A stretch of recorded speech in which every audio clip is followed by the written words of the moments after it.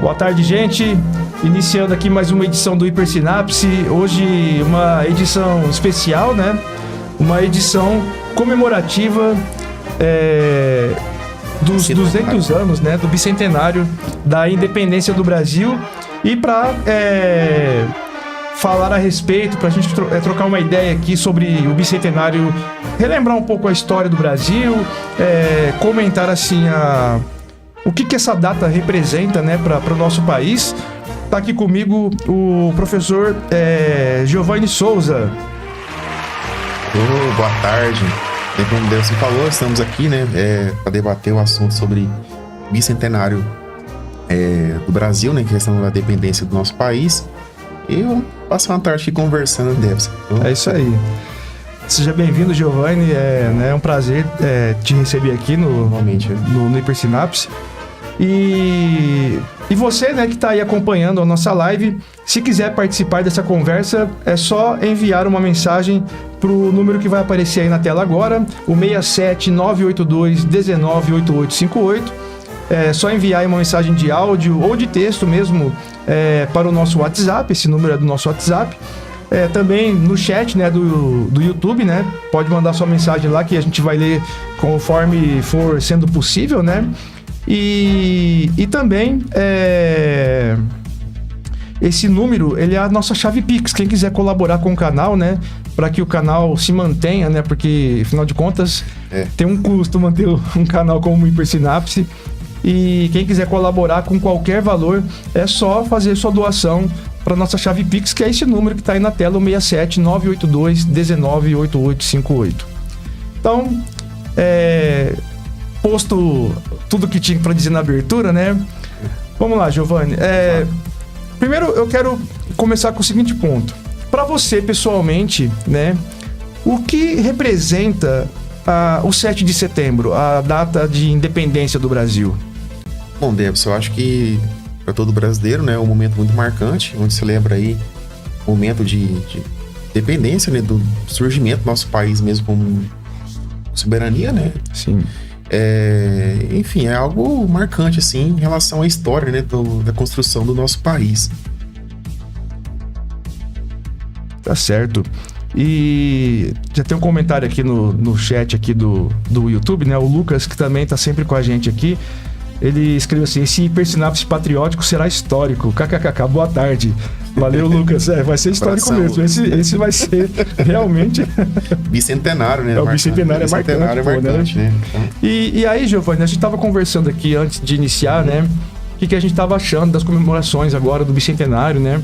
E que, bom, eu tinha colocado aqui a minha opinião, e você concorda com ela, né? Pelo que eu entendi. E essas comemorações do bicentenário, elas estão bem xoxas, né? O negócio tá bem assim, bem... né? O que você tá achando?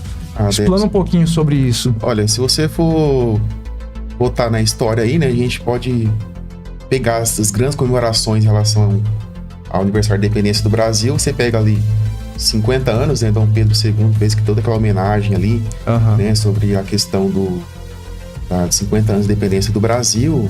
Depois a gente teve o centenário, que a gente estava conversando aqui brevemente, né, onde teve um monte de exposições que ficaram marcadas até hoje, né?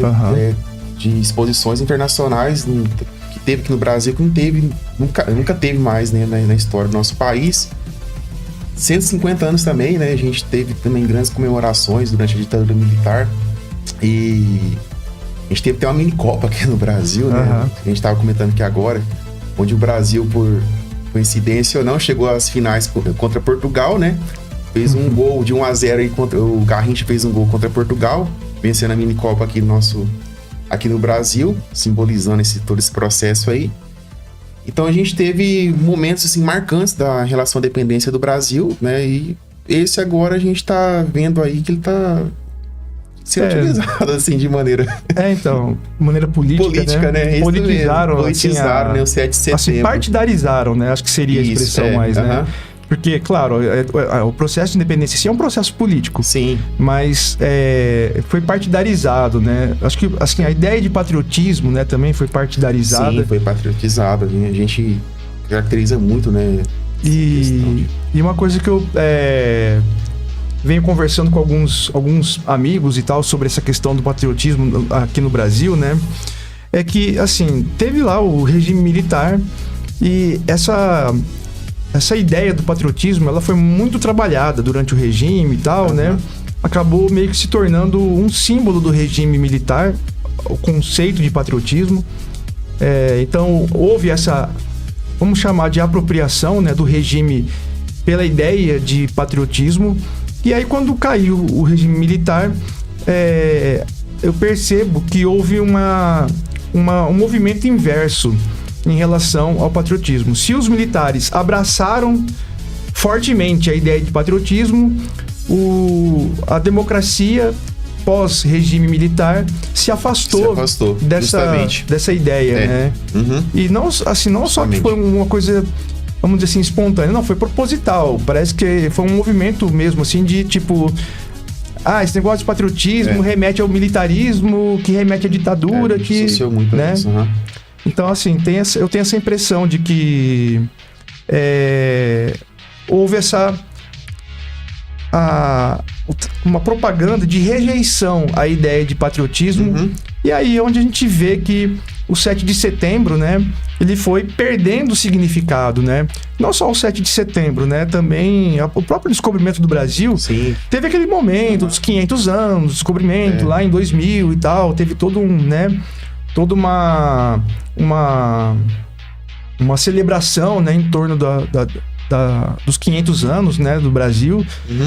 Mas o 7 de setembro, ele sempre, depois da redemocratização, de lá pra cá, ele é meio que escanteado. Assim, né? Eu lembro quando eu era estudante, né? Você deve lembrar disso também. Você é mais ou menos você é um pouco mais novo que eu, mas... Não, mais tinha, né? Você chegou a pegar essa época aí de ter a Semana da Pátria. Cantar aí o com cantar o hino, com a fitinha, né? As fitinhas verde e amarela. Tinha toda aquela preparação em relação ao 7 de setembro. E ficou marcado na infância, realmente, né? Eu lembro que o pessoal colocava na antena dos carros também aquela fitinha verde e amarela. Então tinha toda uma coisa... E assim, isso era tratado como resquício da ditadura. Eu lembro que muita gente tinha uma certa aversão à celebração da independência, porque, como eu falei, como o regime militar, ele parecia ter se apropriado da ideia de patriotismo, então tudo que remetia ao período militar era rejeitado pela classe intelectual, né, do país, por aqueles que pertenciam a correntes político-ideológicas que eram contrárias, né, ao regime e que passaram a dominar o cenário público brasileiro, né? Então, eu fui percebendo que, aos poucos, essa celebração do 7 de setembro ela foi sendo minada, né? Principalmente pela classe intelectual do país, né? E isso foi se reverberando na sociedade, a ponto de, né, chegar no ponto que hoje eu estava acompanhando na internet, né? Sim. A repercussão aí da celebração do 7 de setembro e tal. E tem aquela questão política, né, que envolve aí o Bolsonaro, que... Eu não vou nem entrar no mérito dessa discussão, mas, assim, eu vi um cara comentar assim que esse negócio de patriotismo é coisa de banana. Aí eu pensei, tá vendo? Esse é o efeito, né? Na prática, né? Dessa, vamos dizer assim, desconstrução do conceito de patriotismo, né? Mais do que conceito, né? É do sentimento, né? Mas, assim, naquela época, né? Que a gente era aluno nas escolas e tal, você falou, lembra de cantar o hino e tal. Como é que você encarava isso como aluno, Giovanni? Essa coisa de ir lá, fazer fila pra cantar o hino e tal. Quais são as lembranças que você tem disso aí? Ô, Debson, na infância, assim, a gente não tem a compreensão, assim, bem exata de todo o movimento, né, em relação ao que foi o 7 de setembro. Mas eu vi, assim, como algo a ser lembrado, a ser respeitado, né? E era bacana, né? Você chegar ali, os hinos, né? Quando você canta os hinos de independência, o hino nacional, já te remete já a essa data, né? De você era um momento de respeito, vamos dizer assim, né? Sim. Respeito à pátria, então eu achava bacana. Entendi. Olha só, o Sérgio Sato tá perguntando aqui no chat. E aí, Sérgio, beleza? Um abraço. Ô, Satinho, boa tarde. Ele tá falando aqui, ó. As comemorações de 7 de setembro foram afetadas pela briga política entre Lula e Bolsonaro, na opinião de vocês? Olha, eu particularmente respondo o seguinte: sim, eu acho que sim. Especialmente, né, agora, esse ano, né, que é um ano eleitoral. E, bom, a gente tá vendo, né, o que tá acontecendo aí, né? Já tivemos aquele episódio infeliz do 7 de setembro do ano passado, né? Para muitos foi um momento feliz, né? Porque o Bolsonaro fez muitas bravatas ali, num discurso inflamado. Aí depois o STF bateu o pé, aí ele enfiou o rabinho entre as pernas e, né? Tô comprando brico, os bolsonaristas vão aparecer aqui e vão me xingar agora por causa desse comentário. Flopou, né, aquele movimento. Então, e aí, né? Sim, eu percebo que essa briga política tá afetando as comemorações, né, da independência, e por, assim, besteira. Eu acho que essa questão ela tinha que extrapolar o partidarismo. Então, como a gente estava conversando antes, né? No momento, 7 de setembro, e a ideia de patriotismo, né, acabou sendo partidarizado. Né, acabou se tornando uma propriedade de, pelo menos é o que eles pensam, né, de um grupo político, né, de um determinado grupo político, que usa isso para tentar criar uma identidade e tal, né? Bandeira, né?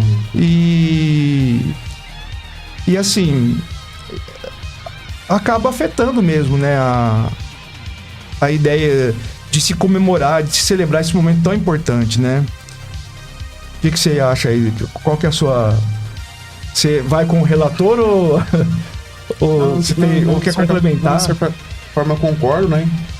E, igual você falou mesmo, esses símbolos, né? A questão do movimento todo foi apropriado, politizado, né? Sim. Foi politizado aí durante esses tempos aí. É fruto, como você falou também, em relação ao abandono, né? Toda essa simbologia e tal. E, de fato, né? A questão política, ainda mais ano eleitoral aí, a gente, de fato, remete aí um grande peso em relação à comemoração do 7 de setembro. Infelizmente, o 7 de setembro se tornou essa coisa, um alvo de uma disputa que não deveria estar acontecendo, né? Eu acho que isso deveria ter sido separado, né? As pessoas deveriam ter tido deveriam ter feito esse discernimento, né? Separar a celebração do 7 de setembro com questões políticas, né? Mas agora vamos voltar um pouquinho lá no tempo, né? Vamos voltar lá no... 1822. Em 1822, né? 200 anos atrás. 200 anos atrás. Naquele momento em que Dom Pedro dá o famoso grito... As Margens do Ipiranga, né? O Independência ou Morte, né? Isso. E aí, assim... existem muitas versões Sim. desse episódio, né? Da proclamação da independência. Tem, assim, a versão, vamos dizer assim, mais ufanista. Sim. Né? Uhum. Que é retratada principalmente naquele quadro famoso do Pedro Américo, Pedro né? Américo, né? Com Dom Pedro sobre um cavalo branco, com a espada em riste, né? Sim. Como se estivesse ali naquele momento dando o grito, né? Da independência. E tem aquele... na outra ponta, né? Tem uma versão que tenta ridicularizar Dom Pedro, né? Porque ele tava numa viagem longa do cavalo, tava dor de barriga e tal, né? E aí, assim, tanto uma versão quanto a outra, né? Elas têm dados históricos, né? São apresentados dados históricos, mas é aquela coisa que... Isso é uma infelicidade também que eu vejo, assim, que rola na história brasileira. Na historiografia brasileira, que de fato. assim, é o olhar do historiador.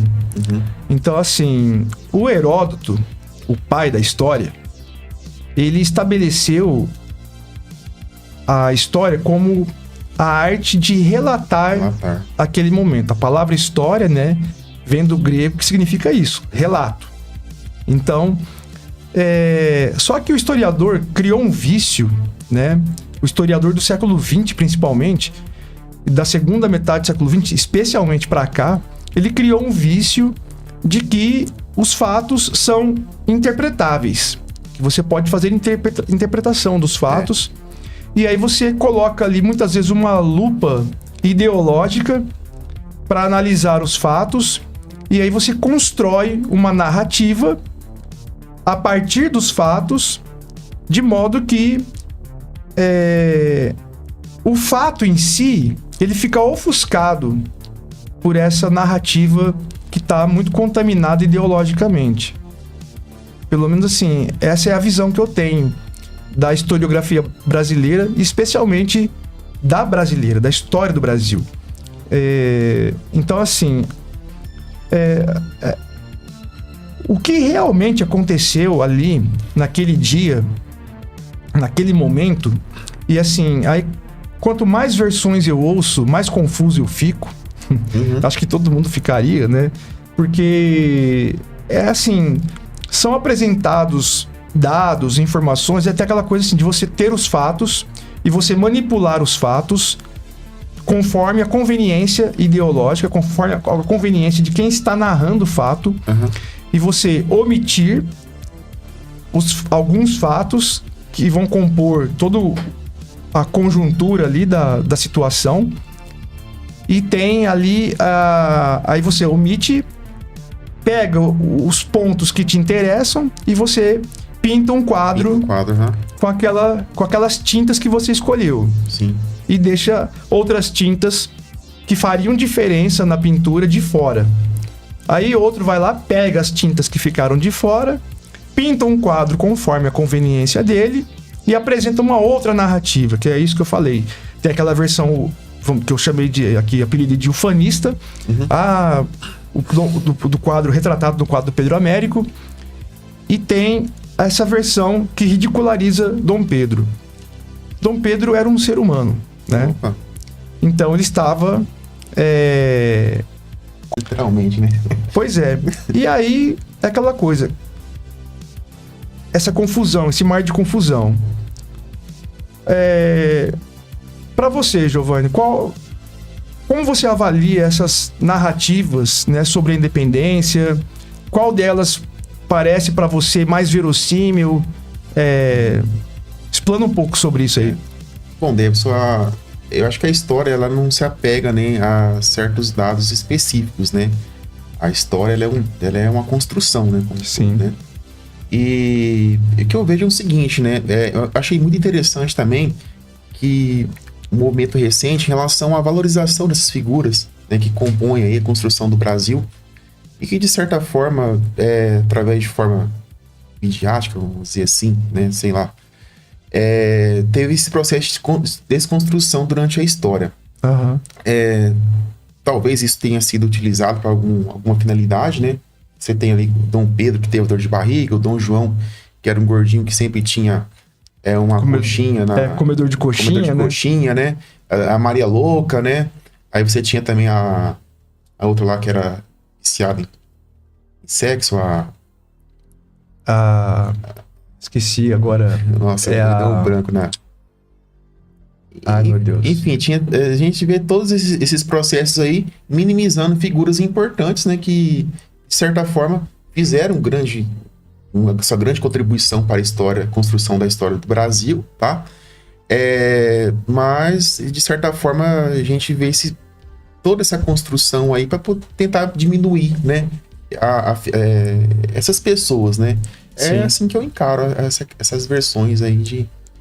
Mas a história em si, né? Se a gente for analisar ela de forma minuciosa, a gente vai ver que houve diversos acontecimentos ali que levou a esse processo de dependência, né, do Brasil. Então, recentemente, eu estava assistindo lá o podcast do Monark, né? O Monark Talks.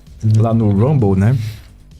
Aliás, eu tô pensando em criar em começar a postar as lives do Hipersinapse lá no Rumble, porque na hora que o Rumble bombar, já tem o podcast do Monark, aí o Hipersinapse vai estar lá também, né? Já vai estar lá. Mas, assim, ele tava conversando com o Bruno Garchagin, que é escritor, né? E articulista político, né? Ele escreve sobre política e tal. Sim. E é assim, o Garchagin, ele é um conservador, né? Autodeclarado. Mas é um cara que eu tenho um respeito e uma admiração, porque a postura dele, dentro do que ele chama de visão conservadora, faz muito sentido, né? É muito coerente o que ele fala com o que ele faz, né? Com a forma como ele atua politicamente, na medida do possível dele, né? E ele é um cara que, assim, é um profundo, assim, ele é um grande estudioso da história do Brasil, e ele escreveu um livro, alguns anos atrás, chamado Pare de Acreditar no Governo, porque as pessoas odeiam os políticos, mas amam o Estado. E nesse livro ele faz um resgate da história do Brasil, e esse resgate passa pela independência. E ele comenta que ali, né, na independência do Brasil, houve figuras que, junto com Dom Pedro I, foram muito importantes para o processo em si. Agora eu mesmo, né, que sou formado em história e trabalho com isso, ele fez citações ali de pessoas que eu desconhecia, né? Mas, assim, de qualquer modo, ele apresenta um dado lá que eu achei interessante. Um olhar que eu achei interessante, que é assim, de que... Só que, ao mesmo tempo que é interessante, não me parece, de certo modo, crível.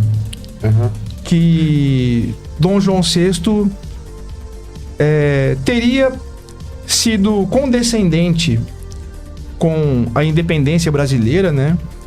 E tipo assim, não, para os meus pares, vou fingir que estou tentando impedir, né, a independência, mas no fundo, o que seria interessante é que o Brasil se tornasse independente, mas um aliado de Portugal, né? E o que acabou não acontecendo de fato ali no primeiro momento. Aí o Bruno não falou isso, mas eu suponho, né, que dentro dessa ótica, então, suponho, né, que isso tenha alguma relação com a elite portuguesa, que tinha interesse, né, em reconduzir o Brasil à condição de colônia, né? De colônia.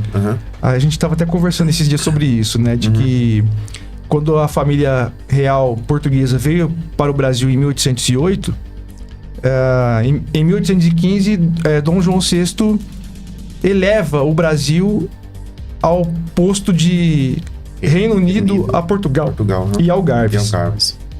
Ou seja, naquele momento, a sede do governo português estava instalada no Rio de Janeiro, portanto, o Brasil era o centro do Império Português. O Brasil não era mais uma colônia, agora ele era Reino Unido a Portugal e Algarves. E depois, Dom João VI, por pressão dessa elite portuguesa, retorna para Portugal em 1821, né? Do Porto, né? A Revolução do Porto. Né? E aí, por fim, no ano seguinte, é proclamada a independência do Brasil. Mas, assim, o ponto que eu acho que faz eu descrer um pouco dessa versão de que era do interesse... É que o Bruno Garchagin ele não desenvolveu isso mais lá nessa conversa que ele teve com o Monark.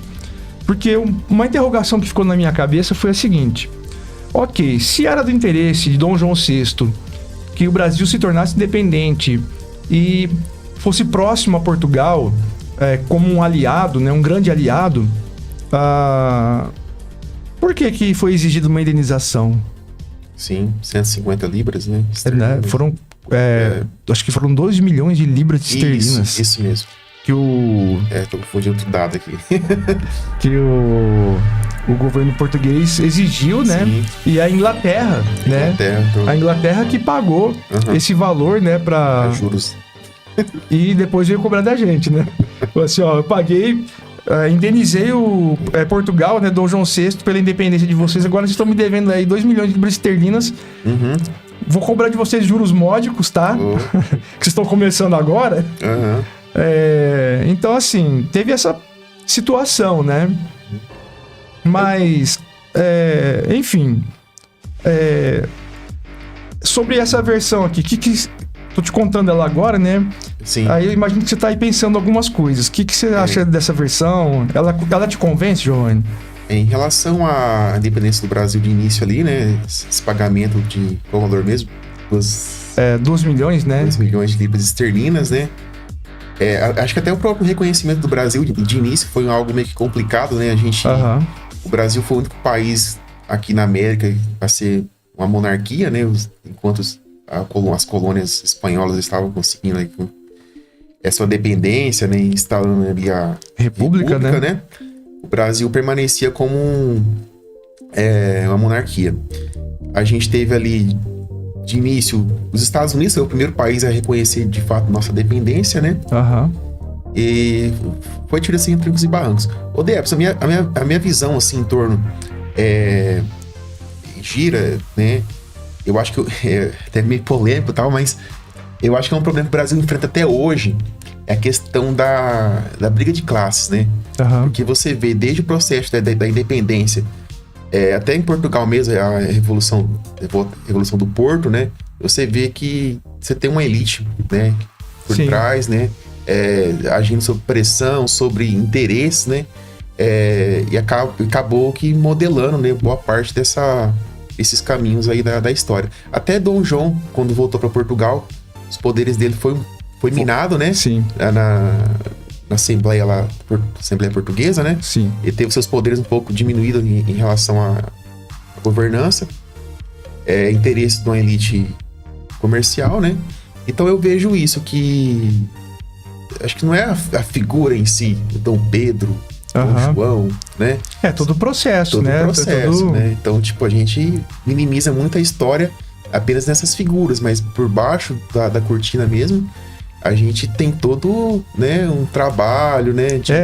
Como eu falei. Político. Sim, como eu falei, tem essa questão, assim, dos interesses de um determinado grupo. Sim. Eu tava falando, né, dessa questão, porque assim, como o Garchag não aprofundou não apresentou mais detalhes e tal, aí teve essa questão da indenização, e havia o interesse de um grupo, havia o interesse do próprio Dom João VI, e provavelmente de um grupo ao qual ele pertencia, do mesmo modo que aqui no Brasil você tinha uma elite que estava ao lado de Dom Pedro I, mas uma parte dessa elite que estava contra, né? Você vê, por exemplo, a primeira Constituinte de 1823, né? Onde teve ali minando os poderes de Dom Pedro I, né? Aí depois ele levou lá, dar o golpe ortogar a Constituição de 1824, né? Sim. Então tipo, já descontentou boa parte da elite do Brasil naquele período, né? A parte nordeste ali, a parte norte ali, a galera já ficou com o pé atrás.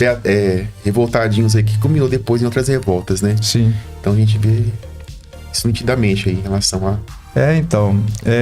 até uma outra coisa também que eu costumo comentar nas minhas aulas, né? Que o mito de que o processo de independência brasileira ele foi pacífico, né? Não foi. E que, assim, foi a única... Que, assim, sempre se fala assim, né? Eu sempre ouvi, assim, dos professores de história. Porque o Brasil foi o único país do continente americano que adotou a monarquia e que não houve derramamento de sangue no processo de independência. Ok, a primeira parte é verdadeira. Mas a segunda parte, não.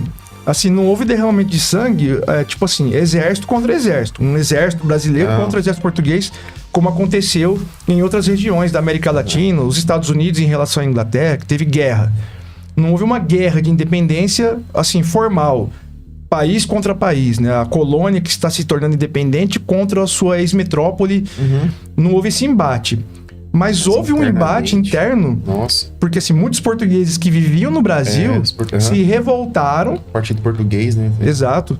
E também e houve enfrentamento nas ruas em vários lugares do país por conta da proclamação da independência. E pessoas morreram nisso aí. Teve muito confronto entre portugueses e brasileiros. E entre os portugueses havia uma divisão também, porque tinham aqueles que preferiram ser leais a Dom Pedro I. Bom, estou no Brasil, ele agora é o monarca, então vou ser leal a ele. E aqueles que demonizaram Dom Pedro I, né? Porque é um traidor, porque ele deu uma facada nas costas da mãe pátria Portugal e do seu próprio pai, que é o rei de Portugal. Então a revolta, né, entre esses se generalizou. E também aqueles brasileiros que não aceitavam a figura de Dom Pedro, porque, pô, que raio de independência que é essa? Que a gente fica independente e tem um português governando a gente? Justamente, né? Então veio esse questionamento e também esses embates entre brasileiros contra brasileiros, aqueles que apoiavam Dom Pedro e aqueles que eram contra. Então a coisa foi meio bagunçada, não foi tão calminho assim como a galera pensa, né? Teve esses momentos aí bem tensos, né? Realmente, né? O que você... A gente tava falando outro dia também, né? Conversando sobre essa questão da independência e tal. O pós-independência também foi bem tenso, né? Porque... não foi muito fácil pro Dom Pedro lidar com as questões, né? Primeiro que teve esses enfrentamentos todos, uns contra os outros ali e tal, aquela briga, né, interna. E Dom Pedro encontrou muitas dificuldades em alguns aspectos. Especialmente depois da proclamação da Constituição de 1824, né? Que... a imposição do poder moderador. Desagradou boa parte da elite brasileira, né? Temendo que ele fosse ser um monarca absolutista, né? E que ele fosse ser intransigente. E mesmo que Dom Pedro ele tivesse um ímpeto autoritário, porque ele era autoritário, mas ao mesmo tempo ele negociava. Ele tentava negociar com o parlamento. Que muitas vezes rechaçavam medidas dele porque havia essa desconfiança de ele dissolver o parlamento, fechar o parlamento e pronto, isso aqui é uma monarquia absolutista e acabou, né? Tô fazendo uso do poder moderador para impor a minha autoridade de forma absoluta. Só que o próprio mecanismo do poder moderador na Constituição de 1824, ele tem certos limites também. Sim. E então Dom Pedro, em face dessas limitações e em face da oposição que ele vai encontrar e que, conforme o governo dele avança, essa oposição cresce, porque ele não consegue solucionar a crise. De fato. Porque o país se torna independente e agora a gente tem que se virar nos 30. Né?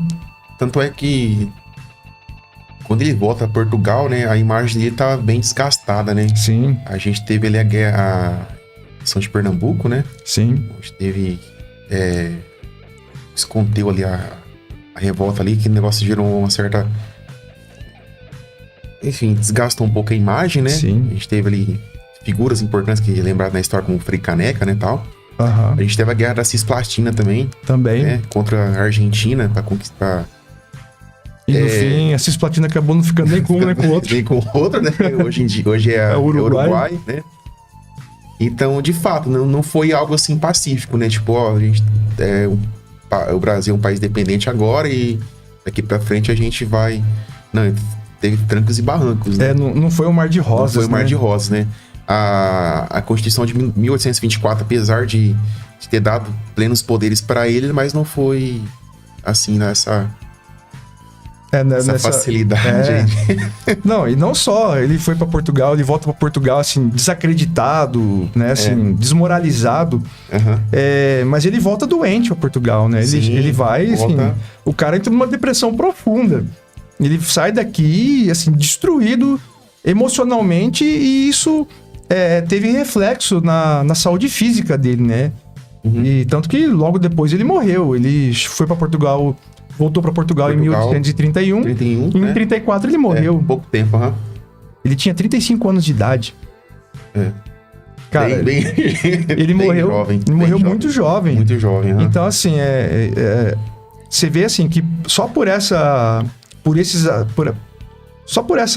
detalhes, né, a gente percebe, assim, que a situação de Dom Pedro I não foi nada fácil. Talvez ele tenha achado. Pode ter acontecido duas coisas aí. Talvez ele acreditou que as coisas seriam do jeito que ele gostaria que fossem e não foram. O mais provável é que ele foi convencido de que as coisas seriam do jeito dele, mas não deixaram, né? Deram um certo grau de liberdade para ele, mas como havia ali um receio em relação a ele e às vezes alguns conflitos de interesses entre aquela elite que o apoiava, mas que tinha uma desconfiança, então essa elite ela acabou que deixando que as coisas que fossem contrárias à vontade de Dom Pedro emergissem. E ele encontrasse dificuldades. Então, tipo, vamos botar dificuldade pra esse cara, porque se ele soltar as asas demais, a gente tá ferrado. Sim. E como a popularidade dele foi caindo, né, em decorrência das dificuldades que o governo dele encontrava para resolver os problemas do país. E aí, como você bem lembrou, aí veio a revolta lá da Confederação do Equador. Já a emenda com a Guerra Cisplatina. Isso. Teve o episódio da morte do Dom João VI, que ele vai para Portugal, pro velório do pai. E aí a galera que fica se borrando de medo que ele assuma o trono em Portugal, porque ele era o sucessor, né, natural de Dom João VI. Mas, na verdade, ele vai para Portugal não só para velar o pai, mas para abdicar do trono português, né? Em favor do irmão dele, né, o Dom Miguel, que assume o trono. Então ele vai para Portugal, abdica do trono português, volta para o Brasil. Aí isso dá uma acalmada na galera, só que nós estamos em 1826, já logo estoura a Guerra Cisplatina. Sim. E então, tinha acabado de resolver a questão da Confederação do Equador. Sim. Foi tudo muito emendado um no outro. Assim, a Confederação do Equador começa em 1824. É um conflito que se estende por 2 anos. Ele termina em 1826, já em 1826 começa a Guerra Cisplatina, morre Dom João VI. Então pensa, se coloque no lugar de Dom Pedro I. Nossa, é muita coisa. E pensa assim, o puta abacaxi que ele tava descascando naquele momento. E quanto que gastou essas expedições aí? Exato. Essas brincadeiras. Não, exato. E à medida que a coisa ia acontecendo, ok, ele conseguiu conter a Confederação do Equador, então impediu, né, que vamos imaginar assim, e se, né, aquela coisa do e se. Tinha um professor meu na faculdade que ele falava que na história, no truco e no futebol não existe se, né, se eu tivesse usado, mas não tinha, você perdeu. Se tivesse feito mais um gol, mas não fez. Né? Se tivesse sido desse jeito, mas não foi. Não foi, né? Justamente. Mas vamos fazer um exercício aqui, né? Um exercício mental aqui. E se, né? E eu esqueci que eu ia falar. E se? E se não acontecesse caramba. Confederação do Equador? A Confederação do Equador, exato. Obrigado. Que eu ia falar o seguinte, se a Confederação do Equador fosse bem sucedida, se eles tivessem se separado do Brasil, né? Que eles iam proclamar uma república e tal... Provavelmente, penso eu, que isso teria fragmentado o Brasil. Porque iriam pipocar outras revoltas, porque já tinha ali, né, movimentos... de separação. De separação, né? Acontecendo em vários pontos do Brasil. Então, assim, os caras conseguiram, então vamos meter o pau aqui. Aí ia virar não ia ter como conter. O governo brasileiro não ia ter como conter. Isso. Até porque a gente não tinha nem ainda um exército estabelecido de fato. Tanto é que na Confederação do Equador teve que contratar mercenários, né? para reforçar as tropas brasileiras. Uhum. E aí, imaginemos aqui, Confederação do Equador bem-sucedida, aí fragmentação do Brasil, e aí, como a gente estava conversando no outro dia na escola, né? Uhum. O que seria o Brasil hoje? Talvez o Rio de Janeiro, o Espírito Santo, talvez, partes, né? uma parte ali do Nordeste, Nordeste de São Paulo e o leste de Minas, talvez. O Brasil seria reduzido a isso. Se bem que no leste de Minas tem lá, né, os Inconfidentes, né? Uhum. Que talvez fosse aproveitar também ali a galera que já tinha aquele histórico, né? Separatista também. De repente, nem esse pedaço de Minas ficaria incorporado ao Brasil, né? Sim. Ô, Debson, isso também traz também um exercício aqui de a gente pensar, né? Igual você falou aí. E se, né, acontecesse, e a gente começa a analisar criticamente também esses movimentos, né? Aham. Essa questão de você pertencer, né, uma federação, né, você ser brasileiro e tal, a gente vê que tem conflitos até nesse período, né? Porque você pega a Confidência Mineira, você pega todos esses outros movimentos também, da Confederação Baiana, do Equador, né? Sim. Então a gente vê todos assim, movimentos que tendem a fragmentar o país aí, né? E não são mais ligados assim a questões regionais, né? Vamos dizer assim. Sim, né? sim. Então, igual você tá esquecendo que eu ia falar aqui.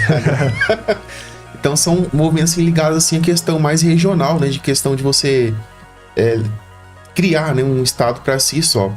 Eu acho que isso não foi possível, né? Eu acho que foi bem sucedido assim a questão da elite, né, naquele período. Acho que a elite brasileira naquele período, não apenas a figura do imperador, mas a elite sim tinha interesses econômicos para que o país permanecesse unido, né? Isso acabou não acontecendo. Mas se acontecesse, né, seria muito diferente. Seria um Brasil assim bem Então, com outras configurações aí. Certamente. Assim, a América do Sul teria outra configuração, né, de mais países aí. Então, porque é como você falou, o governo imperial, ele teve sucesso, né, em sufocar, né, a Confederação do Equador e, consequentemente, segurar aí os ímpetos separatistas de outras regiões, pelo menos durante aquele período ali. Porque depois a gente vai ver, especialmente lá no período regencial, né, eclodir algumas revoltas. E, em particular, né, a Revolução Farroupilha, né? Farroupilha, que ela começa ali por uma questão de disputa comercial, né? Questão dos impostos do charque uruguaio e tal. E acaba se tornando um movimento separatista, né? Tem alguns historiadores até que afirmam que a Revolução Farroupilha ela já teria nascido com um ímpeto separatista e que a questão do imposto sobre o charque foi só o pretexto para eles iniciarem o processo de separação, que acabou não sendo bem sucedido também, mas que acabou se tornando o mais longo conflito civil do Brasil, né? Durou 10 anos. 10 anos. Então foi uma década ali e foi resolvido, né? E aí é uma coisa que é interessante, né? A resolução da Revolução Farroupilha, ela foi muito bem conduzida no processo de negociação por alguns entes ali presentes no governo do jovem Dom Pedro II, né? Que ali, quando houve a resolução do problema, ele tinha 19 anos. 19 anos. E ele foi uma peça fundamental na resolução desse problema, porque boa parte das propostas que foram apresentadas, né, aos farroupilhos vieram dele, do Dom Pedro II. Então, assim, ele apresentou uma habilidade de negociação que a galera não esperava. Porque até os 18 anos, mesmo a maioridade sendo, na época, 14 anos, né, por causa do famoso golpe da maioridade, né? Ele ainda estava em processo de estudo, de preparação, ele ainda estava frequentando universidades na Europa, na França, e ele só vai começar a governar de fato, ele só se torna um monarca de fato, na prática, a partir dos 18 anos de idade. E ele já demonstra que assim, todo esse investimento que fizeram nele de prepará-lo foi bem aplicado, porque com 19 anos ele chama uma galera lá e falou assim, vamos sentar aqui e vamos estudar uma estratégia para resolver esse conflito. Nós não podemos perder o Sul, mas também nós precisamos parar essa guerra. Nós temos que parar essa guerra. E aí algumas das propostas, por exemplo, a anistia geral, foi ideia dele. Ele que propôs, vamos anistiar todos. Ninguém vai ser preso, ninguém vai perder propriedade. Eles vão poder continuar atuando politicamente na região e tal. Não vou punir ninguém, não vou prender ninguém. O que eu quero é parar essa guerra. Essa guerra precisa ser parada, porque muita gente morreu. Entre também outras figuras, eu não vou lembrar os nomes agora, mas assim, teve vários personagens ali, de um lado e do outro, que tiveram assim a habilidade de negociar a paz, e também para os farroupilhas a derrota ela já era iminente, era uma questão de tempo. Só que o que Dom Pedro queria era evitar mais mortes, porque já morreu gente demais. Eu não sei quanto tempo vai durar essa guerra, se mais 1 ano, mais 2, mais 5 anos. O fato é que, assim, a resistência gaúcha, ela tá sendo minada. Em algum momento eles vão ser derrotados. E aí o que vai acontecer? Mais gente vai morrer, inclusive essas lideranças, porque vão ser presas, vão ser consideradas traidoras, né, da pátria. Vamos ter que enforcá-los. E aí não é isso que eu quero, né? Então vamos sentar e negociar. E aí houve essa negociação e a paz foi estabelecida. O governo imperial recuou em algumas medidas, os farroupilhas recuaram em algumas exigências, houve anistia geral e pronto, ponto final, né? Então, assim, a Revolução Farroupilha, ela teve um final interessante e que revela o caráter diplomático de Dom Pedro II. Isso é interessante, porque o próprio governo de Dom Pedro II, até isso é uma coisa que a gente estava comentando também, acho que foi com você que conversei, né, que a grande mácula do governo de Dom Pedro II é a escravidão. Sim. É a grande mácula, né, do governo dele. Pode falar. Não, pode concluir. Não, é que assim, então assim, não fosse isso, talvez, bom, de qualquer modo, o reinado de Dom Pedro II, ele é um reinado que fez o Brasil progredir bastante. Foi um reinado, especialmente no âmbito cultural, sim, que houve um grande desenvolvimento. Teve, né? Então, assim, primeiro a universidade, foi durante o regime dele, e acabaram outras surgindo posteriormente, ainda no governo dele. O que mais? Fala aí, Giovanni. Não, eu lembrei agora de esses dados, fofoca histórica aí, né? Realmente, Dom Pedro II era um cara muito intelectual, um cara que se destacava aí, né? Inventor do telefone, o Grambel, né? Segundo relatos aí, o Grambel tava numa feira de ciências nos Estados Unidos e Dom Pedro tava visitando lá essa feira lá e tinha encontrado o Grambel no hotel lá e trocado algumas conversas com o Grambel. E aí Grambel tava lá na feira lá apresentando o telefone, né? E aí, tipo, ninguém deu valor ao telefone. Ninguém deu bola pra aquilo. Ninguém deu bola pro Grambel. Aí Dom Pedro, por coincidência, visitando lá uma figura ilustre e tal, representante de um estado, né? Aí viu o Grambel lá e foi lá trocar ideia com o Grambel e, tipo, o Grambel mostrou a invenção dele, que era o telefone. E aí que teve destaque, né? E aí depois, telefone, né? A gente já sabe toda a história restante, sim, né? Então, o Dom Pedro II, ele tinha umas coisas. Ele assim, era bem... O Dom Pedro II, ele foi muito bem educado. Sim. E assim, ele era um homem que estava, de certo modo, à frente do tempo dele. Ele era. Eu lembro de assim, sempre que fazem lista, né, de grandes nomes políticos da história da humanidade, nessas listas o nome dele sempre aparece. Ele sempre tá lá presente, assim, ele é sempre citado como um grande estadista. Eu tenho ele que, igual você falou, eu acho que a sociedade daquele período não estava preparada, né? Para a forma de pensamento do Dom Pedro, porque a gente tá vivendo num país totalmente conservador, né, em relação a aquelas ideias, enfim, que ele de progresso e tal, né? De né? desenvolvimento. Então, até uma coisa que eu acho interessante também, voltando à questão da mácula da escravidão. Tem até uma página no Facebook sobre ele, sobre Dom Pedro II. E tem muitos documentos históricos lá, né? Fotos, né, de documentos históricos, de cartas que ele trocava. E não era por falta de vontade de acabar com a escravidão. Ele só não conseguiu acabar com a escravidão antes porque havia uma pressão muito forte por parte da elite cafeeira. Né?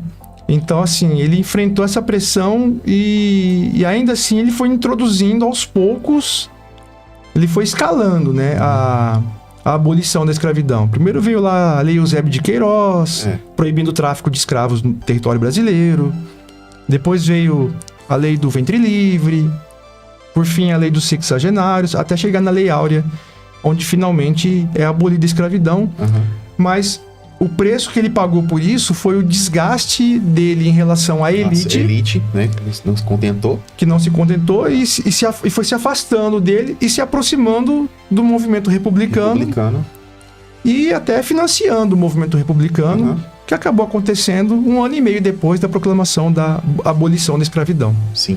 Então, a escravidão foi abolida em 13 de maio de 1888. 89 foi... No dia 15 de novembro de 1889, proclamaram a República. A declaração da República, né? E aí, como alguns historiadores tratam, né? E eu concordo com eles, o primeiro golpe militar da história do Brasil.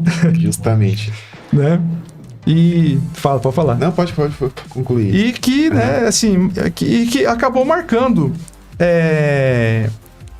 e criando uma espécie de modelo que vai se repetir ao longo do século XX. A receita é sempre a mesma, né? Exato.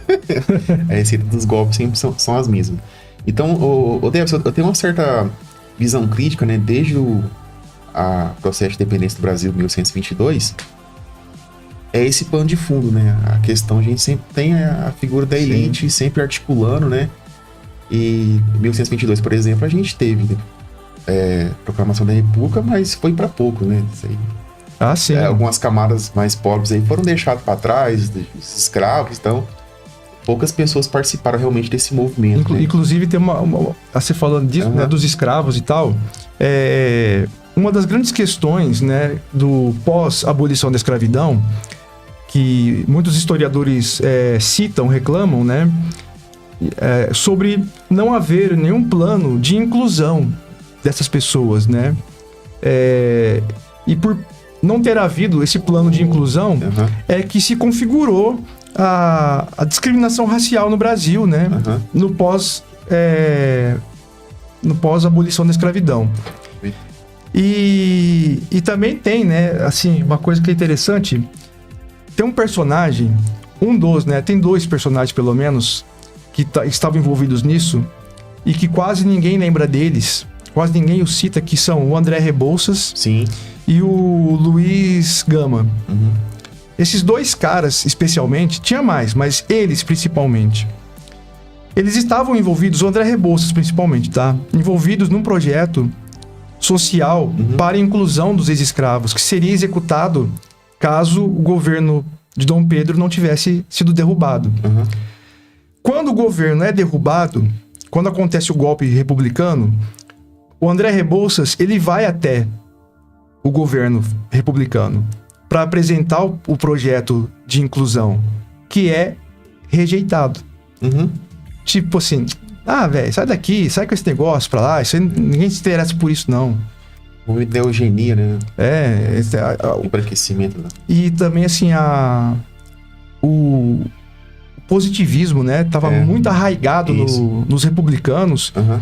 Então, eles rejeitaram E lembrando aqui que o Luiz Gama e o André Rebouças eram dois homens negros.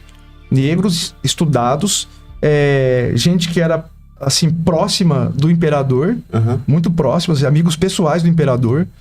Então, assim, você percebe que mesmo havendo a escravidão, muitos negros que conseguiam a alforria, eles ascendiam socialmente durante o Império. Temos vários exemplos históricos. E durante a República, não.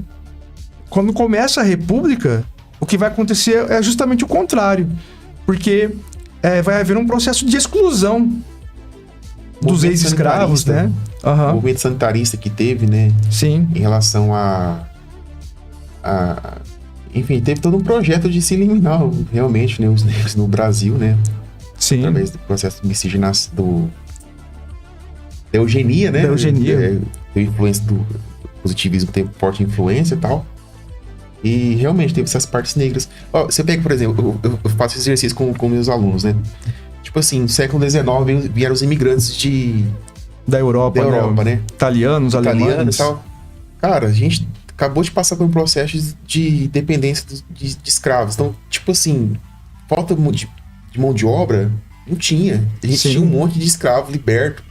Por que esses caras não foram utilizados como mão de obra? Foi necessário realmente vir gente de fora? É porque eles não queriam os negros, né? Então... É porque, assim, na cabeça dos caras do Brasil na época, assim, bom, negros eram escravos. Quer dizer, eles tratavam os negros como se eles fossem... Eu falo para os meus alunos assim, que eles viam os negros, os escravos, como uma criatura que ela estava acima de animais domésticos como bois e cavalos, porque eles têm inteligência, eles falam, né, são articulados, mas estavam abaixo do ser humano. Então eles eram um animal que era quase humano, mas ele estava ali. E você vê assim, os caras eram tão racistas, os brasileiros da época eram tão racistas, que mesmo os imigrantes europeus, aí eles eram assim, os italianos especialmente eram vistos assim. Nossa! Eles são um animal que tá acima do negro, porque ele é branco como nós, só que ele ainda não é humano. Não é humano, Entendeu? É mais uma vez esse movimento forte, né, da eugenia. E assim, isso estava tão arraigado na cabeça dos caras na época, que eles faziam essa discriminação. Então, fala assim, esse aqui é um animal, tipo assim, o negro é um animal de determinado porte para determinado tipo de trabalho. O italiano é um outro animal que tem um porte melhor que aquele, entretanto, ainda é um animal. Ainda é um animal. Sabe? Era bem assim. Tanto que as primeiras levas de imigrantes que foram trabalhar nas fazendas de café, eles foram alojados aonde? Nas senzalas. Nas senzalas. Então, não, é aqui que vocês vão dormir, moçada. É aqui, ó. Bem assim, essa recepção, ó. Realmente tem esses lados negros aí da história do Brasil, né? Sim. E assim vai. Eu ia falar, agora acabei esquecendo. Realmente, né? Depois da proclamação da República, aí a gente não teve grandes destaques, assim, em relação à figura do negro, né? Sim. E a gente teve grandes... No início ali, até aqueles que se destacavam ali, né? Acabaram sendo ofuscados. Você vê, essas figuras que eu citei aqui, por exemplo, no caso do André Rebouças. Depois desse episódio que ele entra em contato com a assessoria do Marechal Deodoro, que era então presidente naquele momento, né? No governo provisório ainda, hein? Ele procurou o cara no governo provisório. A partir daquele momento que a ideia dele é rejeitada, ele em si passa a ser ofuscado. Então, assim, ele não tem mais a mesma participação próximo do governo como ele tinha na época do Império. E não só porque no Império ele era amigo, ele se tornou amigo de Dom Pedro, que eu admirava. Falava, pô, esse cara manja dos Paranauê, esse manja, esse cara é bom. Pro Deodoro, era só um negro bem vestido. Era praticamente isso. Ah, você tá bem vestido, né? Tá bom. Ah, legal, deixa aí, depois eu olho. E não olhou nada, não fez nada, simplesmente ignorou o cara. Ignorou solenemente. E é onde você vê, né? Como a coisa foi marcada. Assim, a República Brasileira, ela começou errada, né? Sim. Ela começou muito torta. Começou. E aí veio se construindo. Veio se construindo totalmente torta. De maneira torta. Ao longo do século XX. E aí, pra coroar, né? Pra, assim, a cereja do bolo que fez da nossa República ser essa lambança que é hoje. E muita gente vai me xingar por causa disso. Mas é a verdade, doa quem doer. O grande responsável por isso é o senhor Getúlio Dornelles Vargas. O pai dos pobres. Um fascista, de fato. De verdade, um fascista de verdade. Não um fascista de mentirinha. Não um fascista... Gente, fascismo não é isso que vocês usam pra xingar seus desafetos políticos, não, tá? O fascismo é muito mais... É muito mais complexo do que alguns caras que estão aí, né, no cenário político, que tem fama de fascista, só que são uns pé rapado, na verdade. Um fascista de verdade, genuíno, que o Brasil teve o desprazer de ter no poder, foi o Getúlio Vargas. Ah, mas o Vargas foi bom para os trabalhadores, CLT, salário mínimo, o desenvolvimento industrial, Petrobras, Eletrobras, Companhia Siderúrgica Nacional. Olha, cada coisa no seu lugar. Até que ponto, sim, foram avanços importantes, mas até que ponto isso realmente foi avanço? Essa é uma interrogação que é discutida hoje. Durante décadas, o Vargas, ele foi visto como talvez o mais importante, o melhor presidente da história do Brasil. Não se questionava a postura autoritária dele, extremamente autoritária. É a figura mais autoritária de longe da história do Brasil. De longe. Aí fala, mas Costa e Silva. Costa e Silva perto do Vargas não é nada. O Médici. Mas o Médici é outro nada perto do Vargas. Então, assim, se você juntar... O Vargas matou muito mais gente do que o regime militar. Em 8 anos de Estado Novo, ele matou mais gente do que o regime militar em 20. Então, cara, assim... de mais ou menos umas 2 décadas pra cá, que surgiram historiadores com coragem de pôr o dedo nessa ferida e falar, peraí, vamos esmiuçar um pouquinho mais isso aí, porque assim, existe esse caráter do Vargas que tem que ser revelado, ele tem que vir à tona, chega de camuflar, por conta assim, dos benefícios que surgiram no governo dele, especialmente no Estado Novo, mas assim, isso foi benefício ou foi um cabresto? Porque assim, vamos dar direito aos trabalhadores, vamos dar garantias a eles. Ok. Por benevolência, porque ele realmente se preocupava com a vida, né, dos trabalhadores, ou porque ele tinha medo que os trabalhadores se rendessem ao discurso comunista, socialista, que ia nessa linha de pensamento, e ele falou, não, vou sequestrar os caras antes dos comunistas. Antes que os comunistas o façam. Porque é essa percepção que se tem agora das benesses do Vargas no Brasil. Sem falar, né, que a CLT, ela é uma tradução quase que literal da Carta de Lavoro do Mussolini. Mussolini, né? Então, bem próximos, né? O Vargas, o Giovanni... Fala um pouco dessa figura aí, que você também... Debson, eu, na parte, assim, da geografia, assim, eu analiso só apenas a questão das transformações que ocorreu no Brasil, Sim. né? De fato, teve essa figura realmente autoritária, né? Enfim. É o que eu falei, cada coisa no seu Cada quadrado. coisa no seu quadrado, né? Porque assim, ok, Aham. uma coisa que é legítima afirmar sobre o Vargas, assim, ele tinha de fato uma preocupação com o desenvolvimento industrial do Brasil. E, de fato, a gente for analisar assim, a gente teve ali o período da crise de 1929, né? Logo depois vieram todo o processo de industrialização que pegou no governo dele ali e tal. Algumas investidas do governo em relação à criação de nacionais e tal foram de fundamental importância, né? Você pega a história da Petrobras, por exemplo, quando você pega ali no início ali da Petrobras, tipo assim, o pessoal começou as primeiras expedições ali para procurar petróleo no território brasileiro. Sim. O único curso que a gente tinha de nível superior, de formação de profissionais do mercado de trabalho aqui no Brasil, era apenas um curso da USP lá de...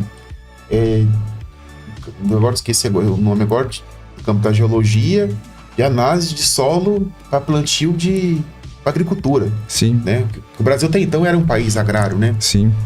E aí o governo interviu ali e tal, mandou profissionais para estudar nos Estados Unidos, inclusive. E aí retornou, né, toda aquela bagagem de conhecimento e aí começou as primeiras expedições aí para procurar petróleo. Então, teve essa parte, assim, acho que foi fundamental para o processo, para o início da indústria de base, né, que é fundamental para o restante segmentos industriais aí, que ele se beneficiou. Mas aí que tá aquele ponto, né? O Brasil chegou em um período da história que era preciso passar tudo aquilo, né? Exato. E ele estava ali, né? Então... infelizmente era ele que estava ali. Ele que estava ali, né? Então, como eu falei, existe essa questão dessa preocupação dele em transformar o Brasil, né? Tirar o Brasil da condição de um país agrário. Não que ele teve essa ideia, né? Não, que as condições históricas, sim, né? Existia toda uma pressão internacional. Uhum. Não que assim, uma pressão, vamos dizer assim, proposital, tipo, orquestrada. Uhum. Não, era assim, as condições do mercado mundial, essas condições que foram... Período da Segunda Guerra Mundial, sim, né? O Brasil é completamente dependente dos produtos industrializados da Europa e tal. E a Europa tá passando pela Segunda Guerra. Segunda Guerra? Segunda Guerra cortou as exportações pro Brasil. Então, a gente teve, né? Crise do café, corte de exportação para o Brasil de produtos manufaturados. Então, as condições históricas tinha que fazer alguma coisa. Tinha que fazer alguma coisa. Não. E aí é onde entra a figura dele. Uhum. Então, assim, claro que existe esse aspecto ali, como eu estava falando, a própria conjuntura do momento, e você estava falando aí agora também, é que acabam levando o Brasil por esse caminho, né? Acabam direcionando, tem que fazer isso, cara. Se você quiser continuar, se você quiser sobreviver nesse mundo, você tem que ir por esse caminho. Esse é o caminho do desenvolvimento, né? E aí é onde o Vargas, ele acaba até elaborando ali todo o pensamento dele, né? Daquela cultura política econômica desenvolvimentista, né? Uhum. Que se tornou um modelo, inclusive. E um modelo que hoje já é arcaico, que já traz... Por isso que eu falei, o Vargas, ele é o grande responsável pela lambança que vivemos agora, em face desse modelo que está esgotado e que persiste. E persiste. Então, tá na hora de mudar isso daí, né? Então, mais uma vez... O Brasil, assim, ele nunca... todos os processos, assim, de... Todas as fases, assim, nunca se pensou na questão social, né? De desenvolvimento social. E tanto é que boa parte das lambanças que a gente tem hoje em dia, né? Desde que a gente começou a pegar o processo de industrialização, que as cidades começaram a ter destaque e tal. Os problemas que a gente tem hoje em dia aí é fruto dessas políticas mal pensadas, né? Justamente. Esses inchaços dessas grandes cidades aí, sem infraestrutura nenhuma. Não, e você vê assim que se você pega do pós-governo Vargas pra cá, que é aquela fase que muitos historiadores chamam de república populista, né? Que aí você pega o Dutra, você pega o Kubitschek, você vai pegando o Jânio Quadros, o João Goulart, antes do regime militar, e tem até mesmo o regime militar, tem essa prática assim, de tipo assim, o que vamos fazer pelos pobres? Né? Eles não pensavam assim, como vamos eliminar a pobreza? Não, o que vamos fazer pelos pobres? Pelos pobres. Então assim, era só programa assistencialista. Você pega lá o plano SALT do Dutra, então, saúde, alimentação, transporte e educação, né? Energia, aliás, perdão, energia. Então, assim, a alimentação. Como é que nós vamos resolver esse problema da alimentação dos pobres que passam fome no Brasil? Vamos criar condições de gerar emprego, vamos dar uma educação decente, uma formação profissional adequada para esse cara ter um emprego e poder ter uma renda e sobreviver, né? E viver. Não, vamos distribuir comida. Então, assim, cesta básica e pá. Aí veio o Kubitschek lá com as 30 metas dele, né? O plano de metas e tal. Um negócio pra você. Nossa, aquilo, cara... Cagou. Verdade. Aí o cara vai na mesma linha. Só muda o nome. Os programas só mudam de nome. É a mesma coisa agora. Você tinha o Bolsa Família... Agora é Auxílio Brasil. Sim. O Lula vai ganhar a eleição, vai virar Bolsa Família de novo. Se o Bolsonaro continua o Auxílio Brasil. Mas uma hora o Ciro Gomes ganha, aí ele muda o nome pra, sei lá, Auxílio Cirocracia. Sempre a gente tem essa preocupação não de resolver realmente o problema, né? Exato. Deve ser. Porque o Brasil, né, todos esses problemas... estruturais que foram construídos no percorrer da história, isso não é culpa. Eu vejo muito na questão da disputa política atualmente, né? É tipo assim, o governo do fulano era desse jeito, né? Você quer votar porque... Não, cara, isso aí... O problema do Brasil é histórico, né? Esses problemas são estruturais.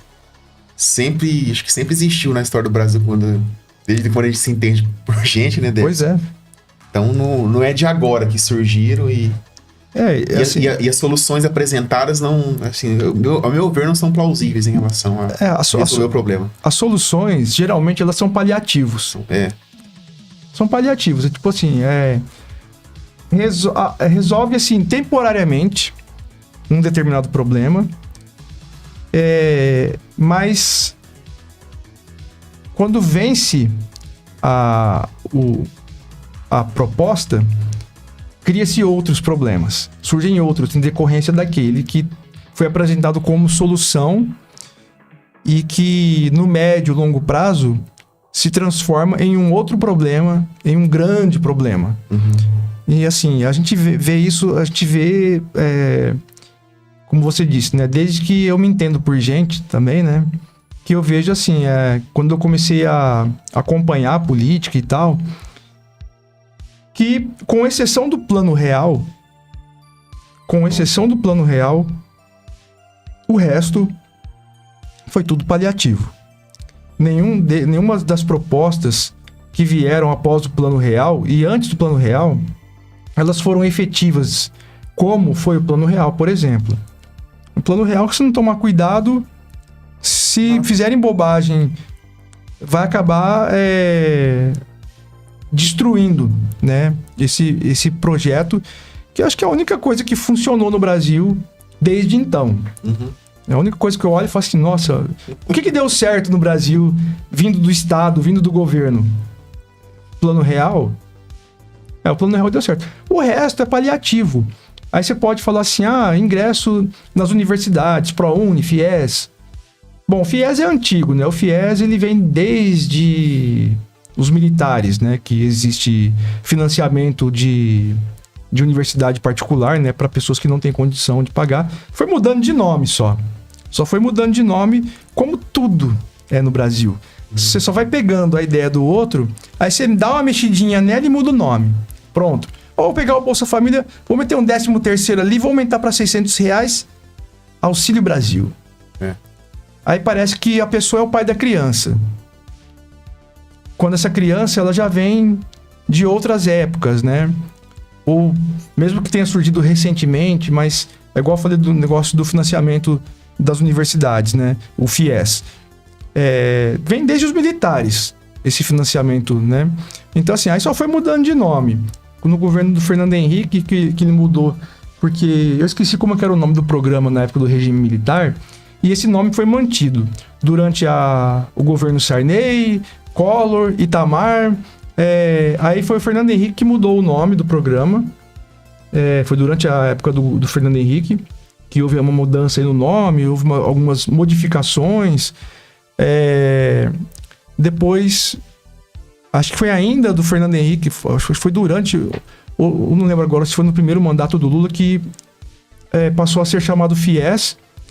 E aí, a mudança que o Lula fez, a grande mudança, né, que foi feita aí no governo do Lula, foi que o FIES agora dispensava o avalista. Você não precisa mais de um avalista para se inscrever no FIES e receber o financiamento, né?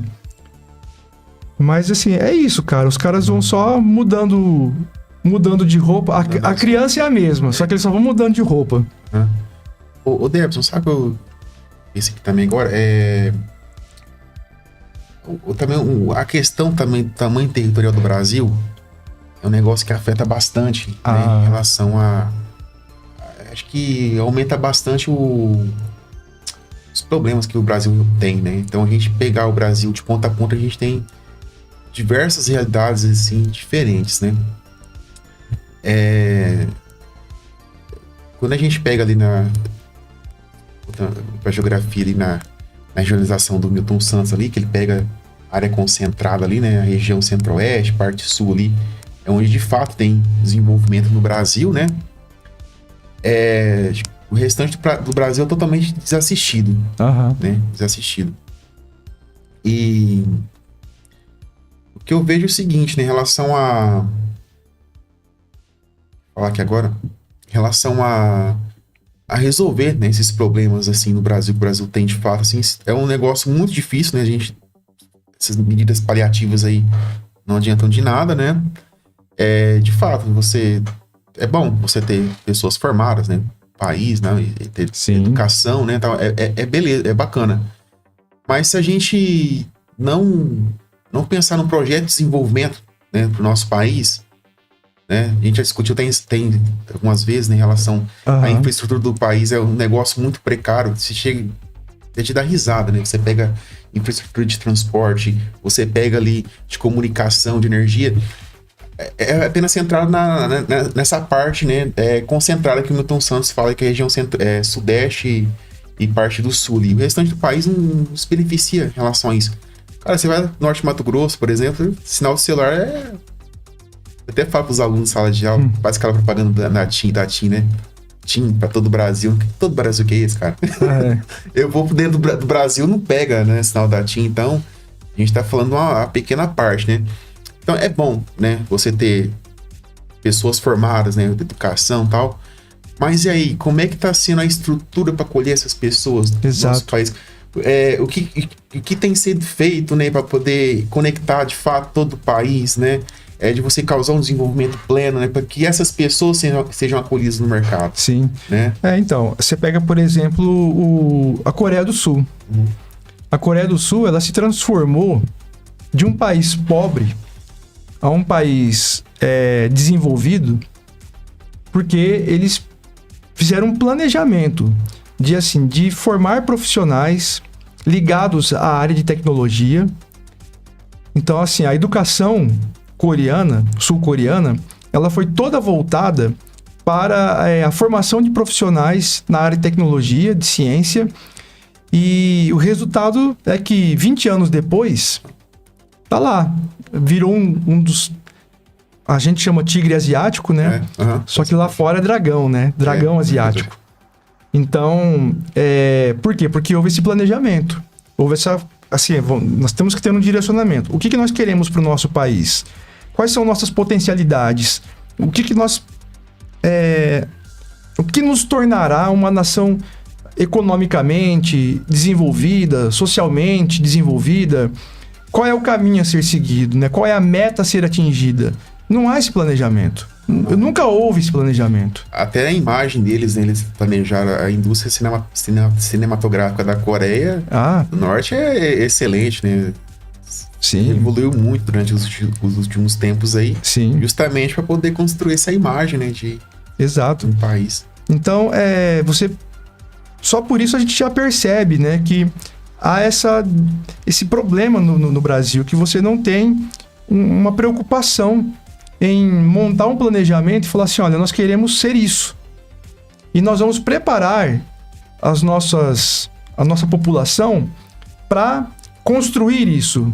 Então, assim, vamos sentar todo mundo aqui, vamos elaborar... O Brasil é rico em tais minérios, tem uma agricultura assim, assado. A gente pode até, pela dimensão do Brasil, dá até para você criar, assim, núcleos em cada região voltada para o desenvolvimento, para um desenvolvimento de um projeto específico para cada região. Então, assim, vamos pegar assim, a parte tecnológica, já tem o estado de São Paulo, ali a região sudeste, pegar a parte tecnológica. Vamos pegar assim, a parte que envolve a produção agrícola e tal, você pega ali o centro-oeste, parte de, sei lá, de ciência e tecnologias ligadas à ciência, põe lá no Nordeste. Enfim, e projetos que estejam voltados para solucionar. Assim, você vai criar profissionais que vão desenvolver um determinado setor este que vai também trabalhar na solução dos problemas locais. Então, se houvesse esse planejamento, já ajudaria muito. E aí a educação vai ser voltada nessa direção. A gente vai nessa direção aqui, para preparar esses profissionais para que eles sejam acolhidos pelo mercado de trabalho dentro dessa perspectiva de crescimento voltada para uma determinada meta, né? Só que, infelizmente, os nossos políticos, eles pensam muito pequeno. Eles pensam só no próprio umbigo, né? Eles não pensam... Não existe, de fato, um projeto de nação. Existem vários projetos de poder. Mas de nação... Infelizmente, assim, esses projetos de poder são apresentados como projetos de nação. Mas, na verdade, quem vai se beneficiar disso é uma elite. Justamente, entra mais uma vez a questão da conflito de classe, né? Que tem no Brasil, né? E se a gente for, mais uma vez, repetindo aqui, né? Se a gente for ver a história aí do Brasil, né? A receita é sempre a mesma, né? Sempre quando tiver algum conflito de interesse ali... Sim. Revolta, golpes... Né? Lembrei também agora, Debson, você vai explanar um pouco melhor, né? Sobre o centenário, né? A gente teve o centenário. Todos aqueles eventos que marcou a história aí do Brasil de maneira significativa, né? Não deixou passar batida e tal. A gente teve também a tentativa de golpe em 1922, né? Que é a marcha do 18 do Forte, né? Sim. Então, mais uma vez aí, mostrando... de novo, né? De novo. Será que a história se repete? O Marx... No contexto atual, golpe... O Marx dizia, né, que a história, ela acontece... A primeira vez ela acontece como tragédia, depois ela se repete como... farsa, né? Então, não sei, cara. Eu acho que existe, assim, um vício, né? De certo modo, na política brasileira. Esse vício de golpe, assim, de Estado, de tentativas. E teve nós temos muitos exemplos, né, na história do Brasil, né? Nós começamos lá com... Vamos pôr lá o golpe republicano, né? Eu não vou nem falar o golpe da maioridade, porque isso foi uma manobra política, né? Não foi um golpe de Estado, de fato. Mas, assim, o golpe de 1889, né? É um golpe de Estado. Depois teve a tentativa em 1922, né? Com os tenentistas, né? Os 18 do Forte de Copacabana. Acabou todo mundo preso. Depois veio a famosa Revolução de 1930, que colocou o Vargas no poder. Aham. E aí o Vargas dá o golpe dentro do golpe, né? Em 37, quando ele outorga a Constituição Polaca, né? Como ficou apelidada. E ali surge o Estado Novo, né? Que é a face autoritária do Vargas vem à tona, né? Definitivamente ali. Aí depois tivemos uma intervenção militar, que eu não vou chamar de golpe, eu vou chamar de intervenção em 45, né? Porque tirou o Vargas do poder e já imediatamente foram convocadas eleições gerais. Então, quer dizer, foi uma intervenção militar de fato. Ali, de fato, intervenção militar. Depois dali, nós tivemos uma tentativa de golpe durante a eleição do Kubitschek, né? Sim. Tentaram né, articular ali uma, mas não vingou. Aí veio o golpe de 64, né? E aí veio o regime militar, depois a redemocratização, e de lá pra cá não tivemos mais nenhuma tentativa, né? Há desejos, há desejos, mas assim, ainda ninguém se arriscou, né? Ainda ninguém tentou. Da Dilma... 2016? Sim. Cara, eu acho assim que o problema ali é que eu, pelo menos particularmente, considero que o impeachment foi legítimo. De fato, ela tinha cometido um crime de responsabilidade, só que ela só foi impeachada porque ela perdeu apoio no Congresso. Então, assim, a Dilma, ela tem um ímpeto meio autoritário, assim, e... Politicamente, assim, ela não é negociável, né? Ela é rígida. Ela é muito rígida. Ela é muito inflexível. Inflexível. E aí ela não teve essa habilidade para lidar com o Congresso, porque senão ela teria... Porque até então, até certo ponto, o Congresso estava sentando em cima dos pedidos de impeachment, que eram vários, mais de 100, era uma centena de pedidos. Como agora, né? Os pedidos de impeachment pro Bolsonaro também já passou dos 160 pedidos. E tá lá, né, o presidente da Câmara sentado em cima do... Foi pago um alto preço ali, né? Sim, pra não se passasse isso, né? A gente... Então, esse é o homem que tá lutando sozinho contra o sistema. Então... O sistema engoliu ele, né? Exato.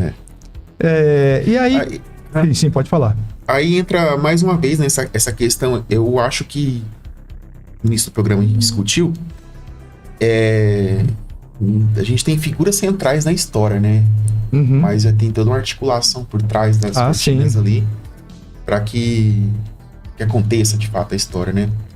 E no caso do presidente, tá? Jair Bolsonaro. Você vê que o sistema, tipo, ele entrou pensando algo, né? E chegando ali, você vê que uma pessoa só não faz a história. Você vê que o primeiro ano dele, lá em 2019, ele chegou achando que ele ia fazer, né? Ia acontecer. Aí o que aconteceu, na verdade, foi assim: deram corda pra ele. Falaram, não, deixa ele. Vai chegar a hora da gente cobrar o preço. E chegou. Sim. E os caras não foram piedosos. Assim, os caras foram, né? Porque é o problema que você fala, é um problema de estrutura. Sim. Então, assim, e aí ele foi tragado pela estrutura, né?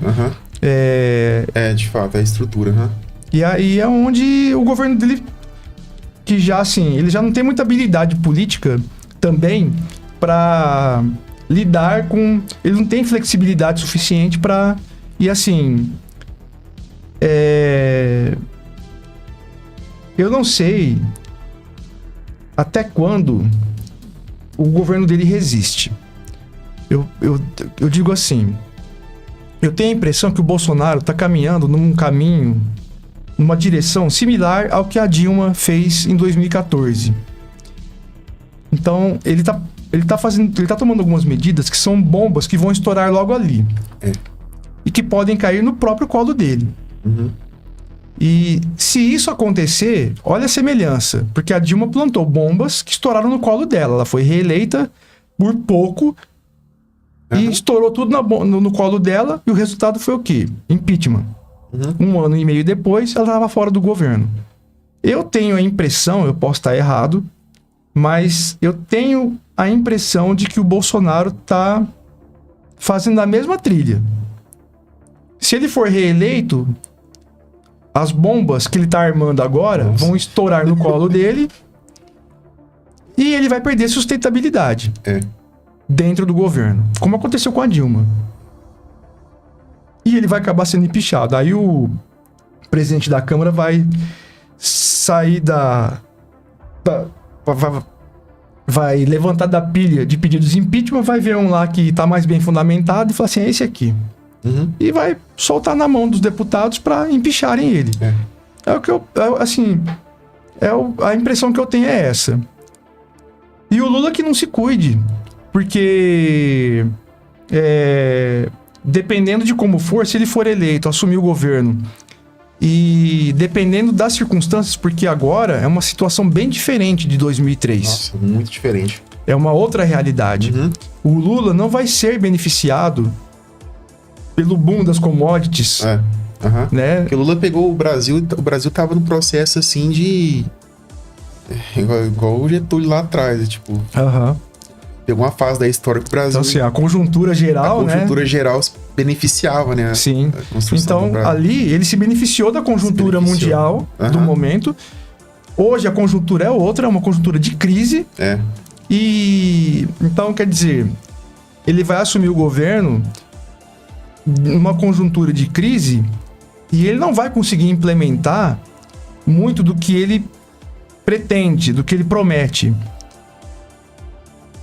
Como o Lula já é uma figura assim que ele desperta ódios e amores, e como dependendo da composição do novo Congresso, ele vai ter um governo muito complicado.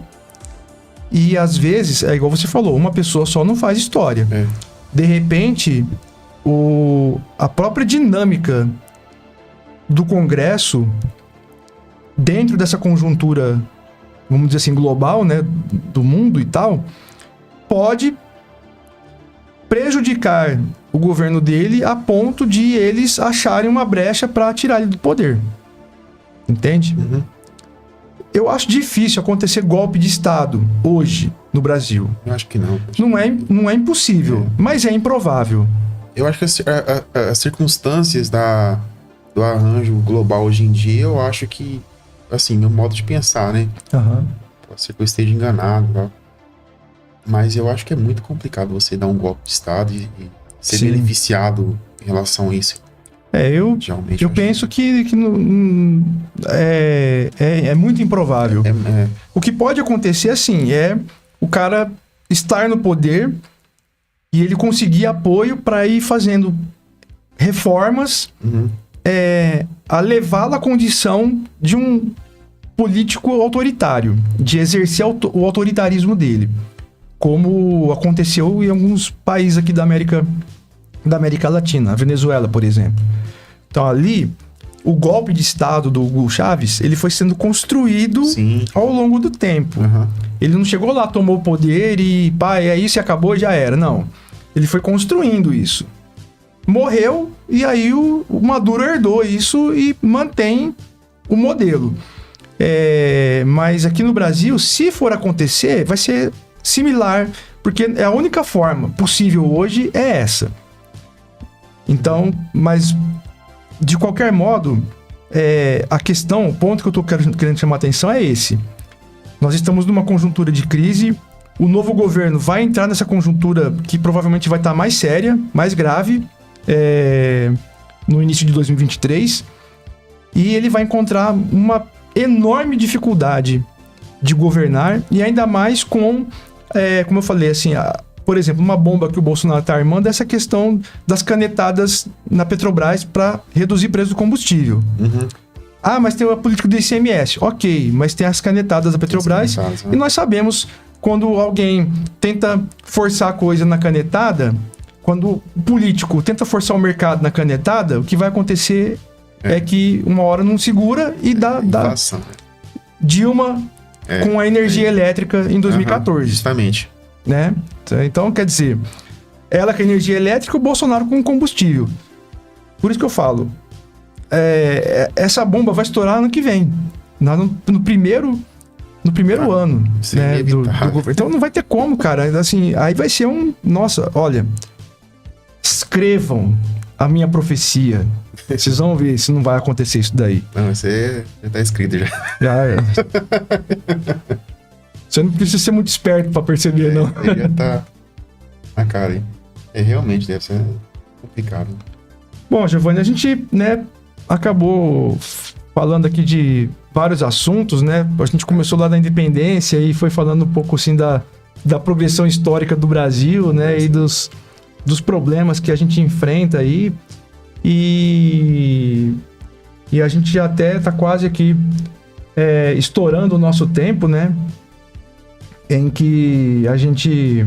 Eu sempre falo o seguinte, que como os podcasts, de um modo geral, né? Eles são meio livres, assim, né? Em relação ao tempo, né? Então tem podcast de 1 hora, 1h30, 2 horas, 4 horas. Tem podcast de 8 horas. Cara, teve um podcast que ele tava com 15 horas. Eu tava vendo ontem. Eu falei, meu Deus do céu, de onde saiu o assunto, né? E eu estabeleci assim, que o hipersinapse vai ter, assim, no mínimo 1 hora para poder discorrer bem sobre o assunto, no máximo 2, para não virar aquela enrolação e virar festa. Teve um episódio aqui que o Vicente tava aqui. Primeira vez que o Vicente veio, né, no hipersinapse, a gente ficou quase 4 horas. Nossa. Conversando. Mas a conversa estava boa, foi passando o tempo, nossa, 4 horas. Então rendeu, mas é uma coisa que eu tento evitar. Então, como já estamos perto aqui de bater aí, né, as 2 horas de... Nossa, 2 horas já de podcast? Já, praticamente... falta 15 minutos. A gente começou, de verdade, era umas 4h10, mais ou menos. Quando começou mesmo e tal. E agora já são 5h46, então estamos perto aí dos finalmente, né? E antes de encerrar, né? Antes de nos despedirmos, por favor, né? Faça suas considerações finais aí pra gente. Um prazer estar presente com você aqui, né? Participando do podcast. Gostei da experiência, né? Cheguei um pouco apreensivo, né? De repente eu gostei aqui da debate. Assim, valeu a pena. Obrigado pelo convite, tá? Então eu que agradeço. Agradeço pela sua presença, né? Por ter aceitado o convite. Como eu falei para você antes, né? Espero que sua visita seja recorrente, né? Que você venha aqui várias vezes. Porque, assim, a gente sempre se encontra lá na sala dos professores, lá no Frei, né? E troca uma ideia rapidinho ali e tal. E sempre é um papo bom, cara. Então, é isso que eu quero, sabe? Eu quero trazer pessoas aqui, entre outras coisas, né?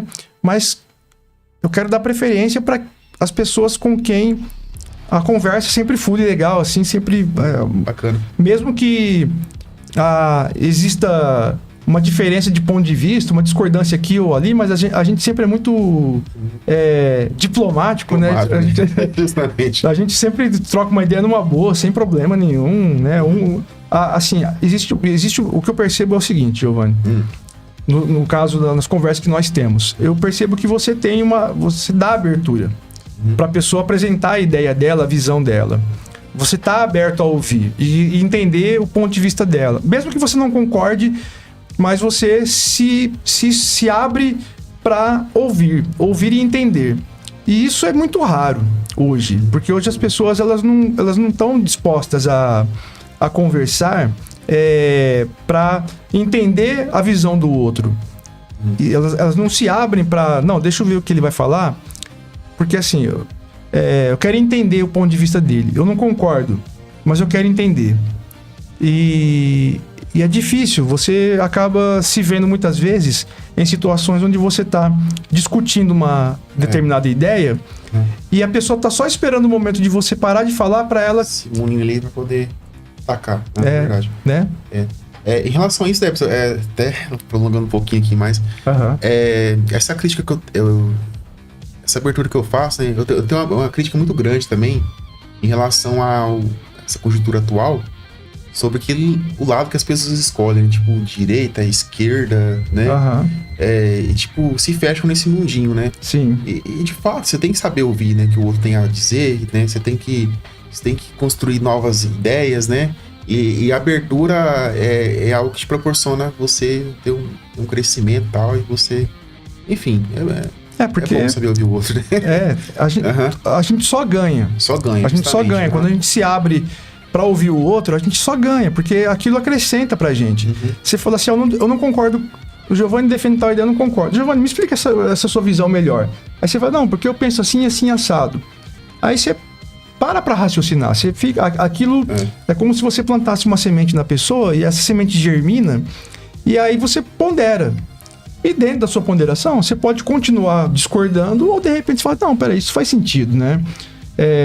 Deixa eu entender melhor essa ideia, né? De repente, ou você pode, de repente, falar, não, eu concordo parcialmente, né? Acho que isso aqui funciona, aquilo ali acho que não. Mas o fato é que quando você está aberto, você se permite, né, a conhecer novas ideias, e quando você se permite conhecer novas ideias, você cresce. E é isso que as pessoas hoje, elas perderam esse entendimento. Elas se fecharam em bolhas e lá elas vivem o faz de conta delas e ignoram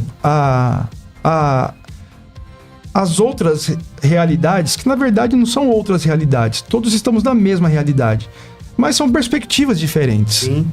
São olhares diferentes. E as pessoas, elas não querem ouvir. Elas não estão dispostas a ouvir. Elas querem se impor. Elas querem impor a visão delas a qualquer custo. Né? E aí é onde a gente vê, assim, famílias se perdendo, assim, as pessoas parando de conversar umas com as outras, né?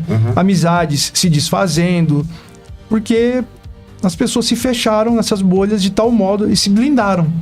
Se blindaram para tudo aquilo que é diferente do que ela entende e que poderia enriquecê-la de qualquer forma. Porque mesmo que você rejeite totalmente a ideia do outro, mas só o fato de você ter refletido sobre aquela ideia já produz em você enriquecimento. Nossa, e como? Porque você vai falar assim, eu não concordo com a ideia dele. Por quê? Aí você vai construir um argumento para se convencer de que ele realmente está errado ou de que ele pode estar certo, e aí você pode mudar de opinião ou você pode reforçar a sua opinião. De todo modo, você cresce, você ganha.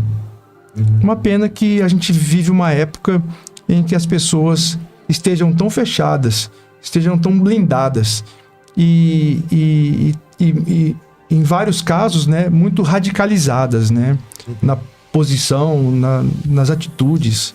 É uma pena, realmente. Sim. Bom, pode falar, Giovanni. Não, pode concluir. Não, já... É isso aí, então? Isso daí, viva o bicentenário. Viva o bicentenário da independência do Brasil, né?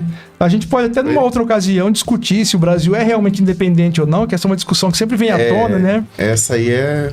Mas, assim, essa é uma discussão que vai longe. Vai longe. Por isso que eu nem... 2 horas, mais. Por isso que eu nem toquei nesse ponto, porque eu pensei assim, nossa, essa é uma discussão que vai longe, porque, assim, é preciso analisar muitos aspectos da realidade brasileira para entender essa questão de somos ou não independentes, de fato, ou até que ponto somos independentes.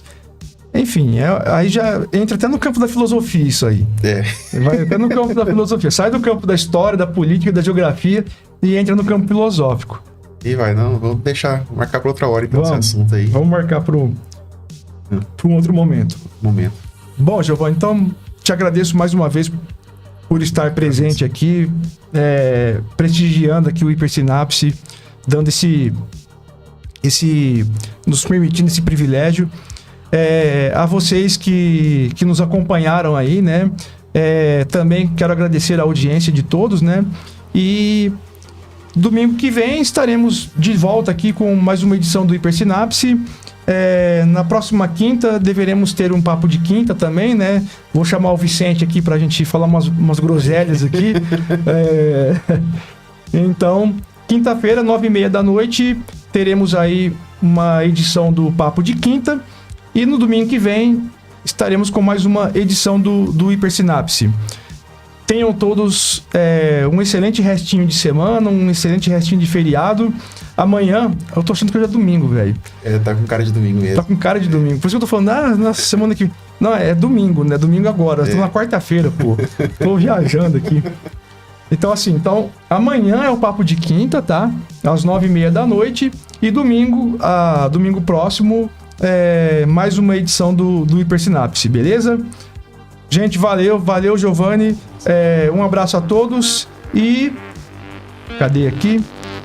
Fomos, né?